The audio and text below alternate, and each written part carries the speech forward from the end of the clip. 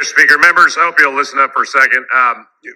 We passed this bill on second reading last night when it was pretty late, and it had already been a long day. But last night when this bill was on the floor, Mr. Hefner amended the bill to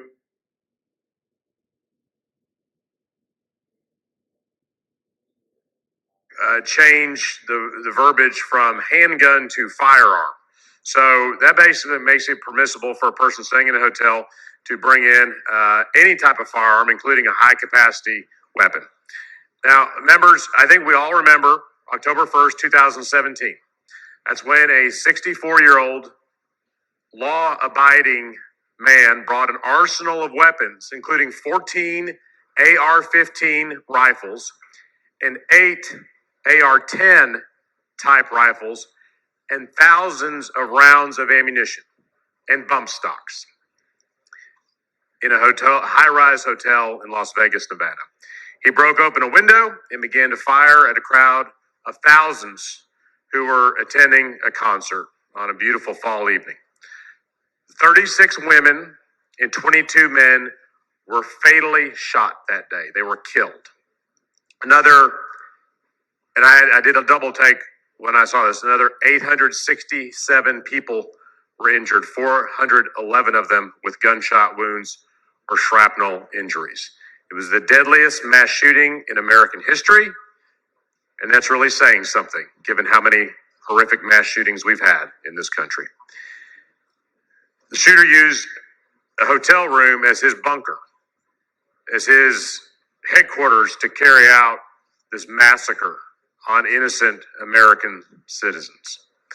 So as a result of this bill, if we don't take off that amendment that Mr. Hefner put on yesterday, we're saying that's okay. You can take as many AR-15s and sniper rifles into a high-rise hotel room as you like, and there is nothing anyone can do about it.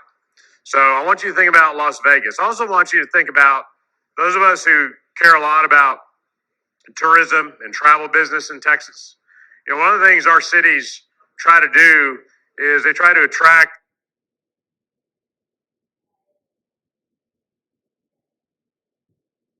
a national political convention, the Republican National Convention, the Democratic National Convention. I want you to explain to me how Houston or Dallas or San Antonio or any other city is ever going to be able to compete to have a national convention again when you say, no, someone can be in a high-rise hotel with AR-15s and sniper rifles. The Secret Service is never going to let a president of the United States or a presidential nominee within 100 miles of a high-rise hotel in Texas if this bill passes. So I want you to think about that. And I don't like this bill as it comes to the floor, specifying a handgun. But if we're going to have this bill, if we're going to have this law, at least let's change it back to as it came to the floor yesterday, which say a handgun, not any type of firearm. Mr. Israel, for a purpose. Will the gentleman yield for a question? Would the gentleman yield for questions? Yes, I will. He yields.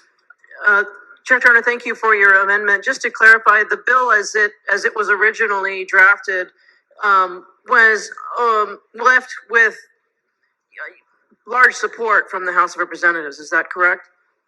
I believe that is right. Yes. How many bills have we dealt with this session dealing with the issue of guns in general? I don't know the exact number, but I know it's several. And as recently as, about 11, 12 hours ago, this House passed a conference committee report dealing with the permitless and unlicensed carry of firearms. In your years of experience, have we ever passed this many bills relating to guns? No, I can't ever recall us doing so. Thank you for your amendment. Thank you. I know we've had extensive discussion of this amendment now. Again, what the amendment simply does is it takes the bill back to the way it came onto the floor yesterday, which is to apply only to a handgun, not to any type of firearm. And I think what you just heard in that extensive back and forth between Representative Hefner and our colleagues at the back mic is that as long as the person is bringing the firearm from the vehicle to the hotel room, it's okay. So again, I'll bring you back to Las Vegas in 2017. As long as if that were the case, if this law had been in effect there, I would say, is it perfectly be okay for this gentleman to bring an arsenal of 14 AR-15s and 8 AR-10 rifles up to his hotel room, as long as he was just coming from his vehicle? Presumably, that's how he got the weapons to the hotel in the first place, was in the vehicle. So as long as you take them directly from the vehicle to the hotel room, it's fine. We're okay with that. And again, I want you to think how many high-rise buildings we have in this state. In Dallas, in Fort Worth, in Arlington, in Houston, in Austin, in San Antonio, in the Valley, in El Paso, and other cities. And we're really going to be okay with that.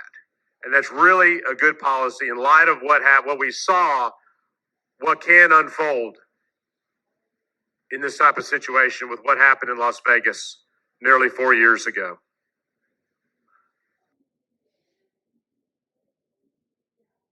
Is that really the policy we want to adopt in this state, let alone 12 hours after this House just voted to allow people to carry handguns without any training and without a license?